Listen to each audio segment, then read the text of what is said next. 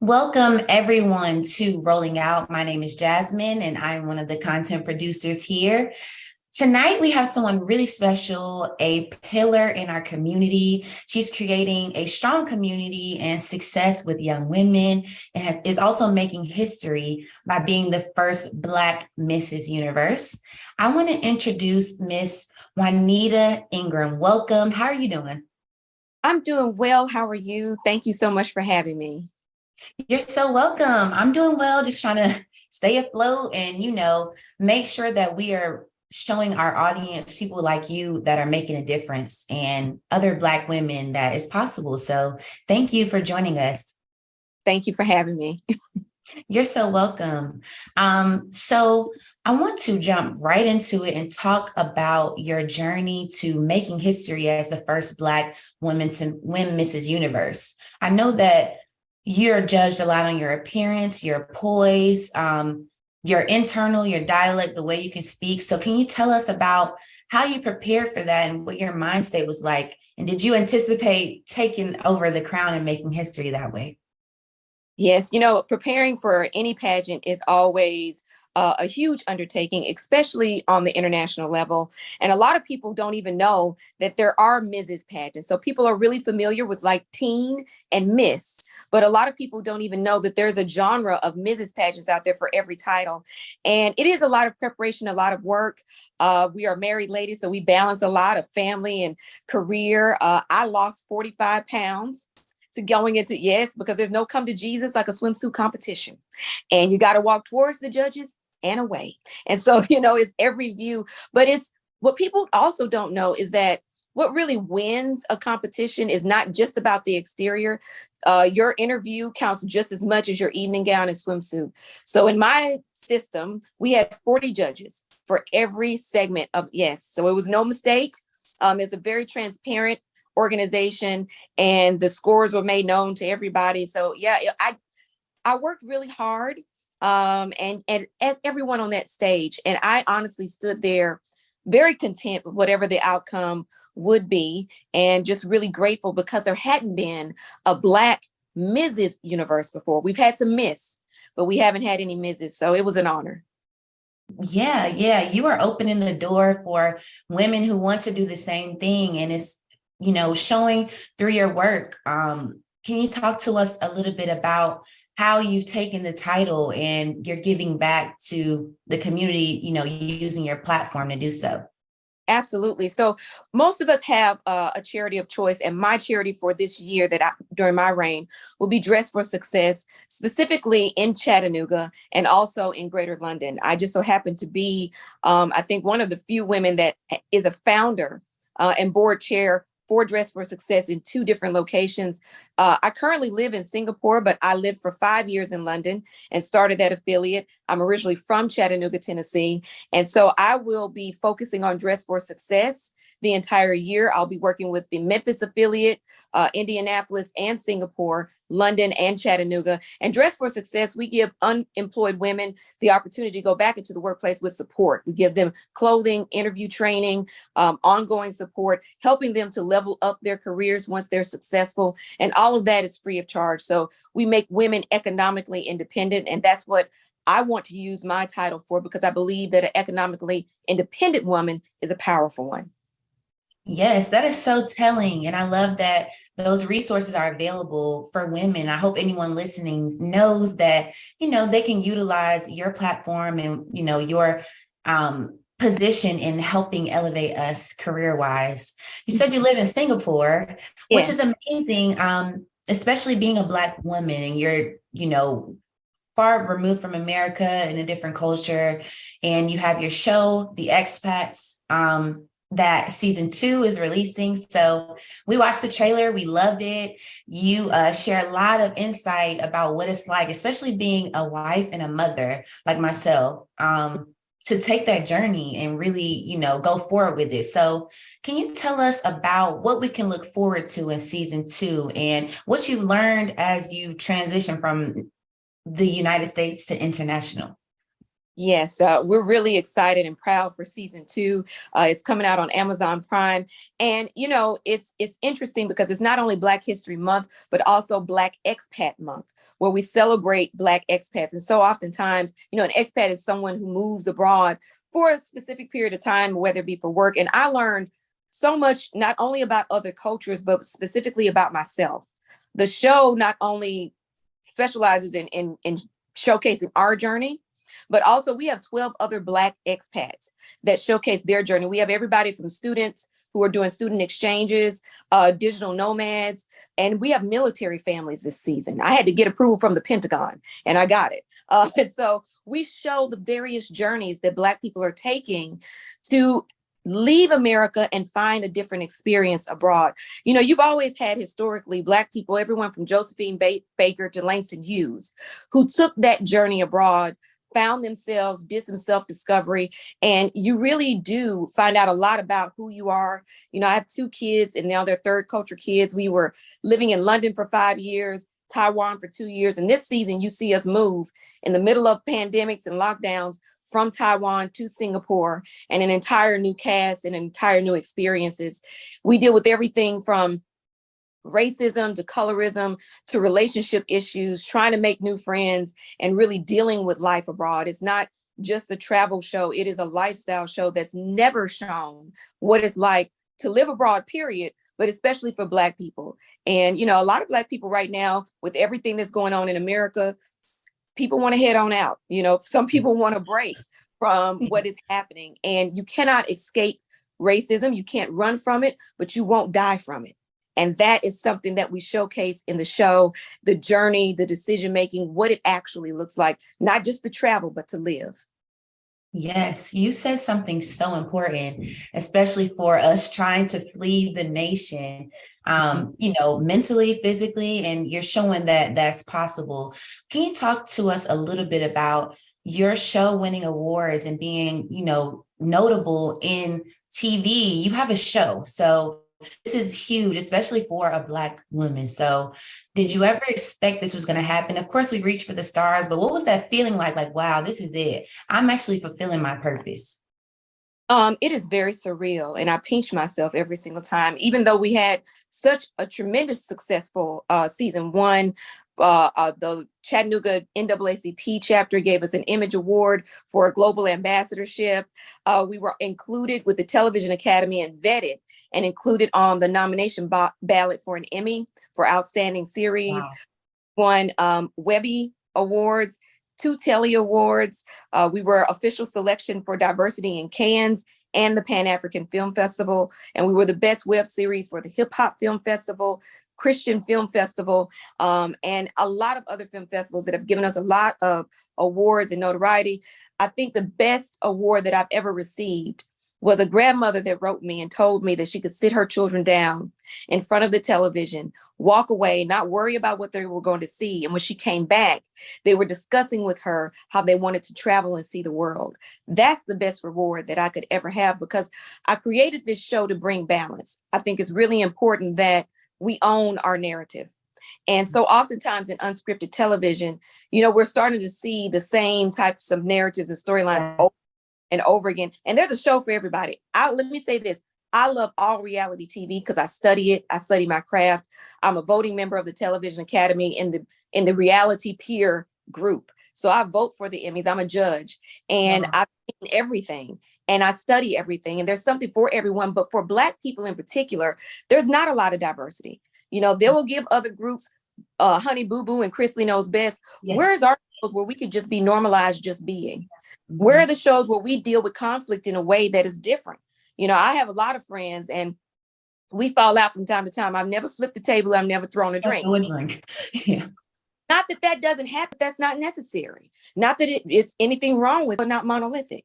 Yeah. And so I saw it as being an attorney and an entertainer was a missing niche within the unscripted genre. And this show, my prayer, my purpose is that this show does for travel and international living for Black people what A Different World did for us for higher education.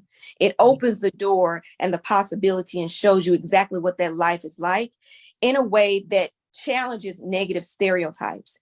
You know, there's a couple on the show this season, a Black man from Atlanta. His wife is Taiwanese. He spent the first 6 months of his marriage to her trying to convince her mother that he was not a drug dealer, that he was not abusive. And she says on the show, my mother felt that way because of the images that she sees in the media. That's all we see. So these shows help shape how we are handled and even oftentimes mishandled on a global scale. So it has been a surreal feeling. I'm grateful for so much outpouring of support, but there's a huge mandate in terms of the purpose of the show. And I'm grateful to have the opportunity. Yes, I'm excited to see season 2. I have Amazon, so I'll be tuned in and, maybe update our viewers or something about the experiences that happen on the show. That's very telling. And you also shared that, you being an attorney, you're educated, of course, and very well versed. And we're in a very sad, trying time now with the young Black man who passed away. And just being in that realm, I know that you have a lot of titles and names, but as a mother, as a wife, worrying about your kids having to come home or your husband or things like that, is there any words of encouragement you can share for Black people right now that want to see the silver lining? And I know it's even hard to, talk about that while this is so soon, but as a professional in law, what do you feel like, we can do to progress forward?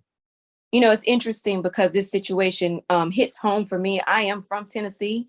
I'm from Chattanooga, but I received my law degree in Memphis. I spent a good deal of time in Memphis. I'm a University of Memphis graduate, and it is heartbreaking. But I do think that there is encouragement in the sense that we need to evaluate what our options are. I talk a lot on the show, and even amongst my peers, I cannot fathom right now having my son, my Black son, or my Black daughter in America right now with the climate the way that it is. And it is concerning. I do think that we need to take ownership of our futures and really evaluate where would we like to spend our time? Where do we want to invest in terms of our families and our future? What are our options?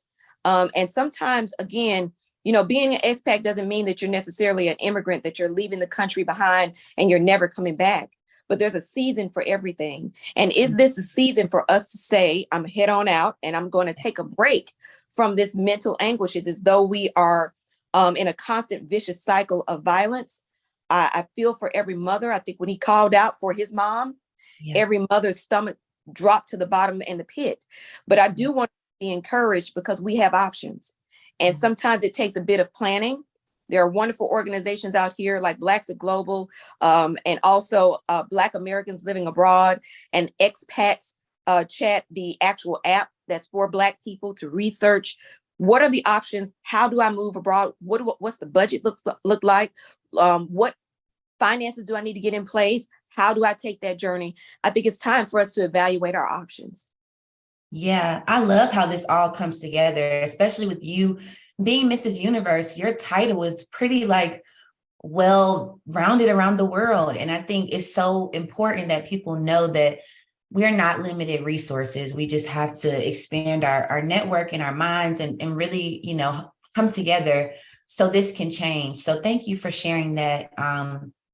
Do you practice any other law? I know you said entertainment, but how does that tie into what you're doing in the show? Did you have to look up laws for where you were moving, or did that title and you having that education help you make history? It absolutely did. I think it's so important for you to invest in yourself and invest in your craft. I started having a vision of this show back in 2015. And then I really started researching financing for independent projects for indie filmmakers. This is an indie project. I financed this myself. So I decided the last year of practicing law, I was assistant general counsel at a company, that I would save my entire salary so that I could make sure that I had the resources so that whether or not somebody gave me a green light, I was the owner of my own fate and I invested in myself. And so I think it's really important to be able to do that. I also have an MBA, a master's degree in business, and an accounting degree. And people need to remember that film and television is a business. And so oftentimes to my creatives that are creators that are out there in my creative community, remember that it's a business.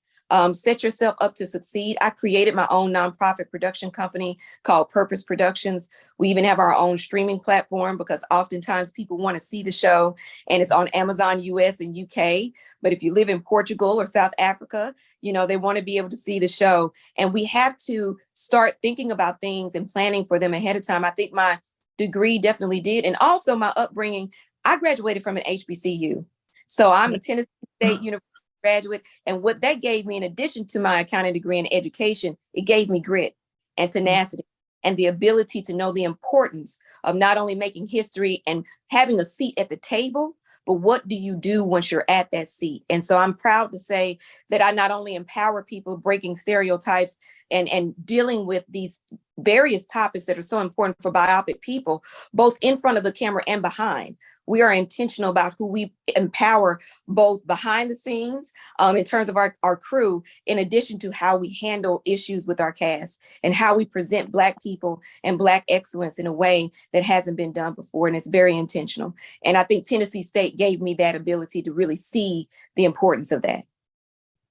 Yes, yes.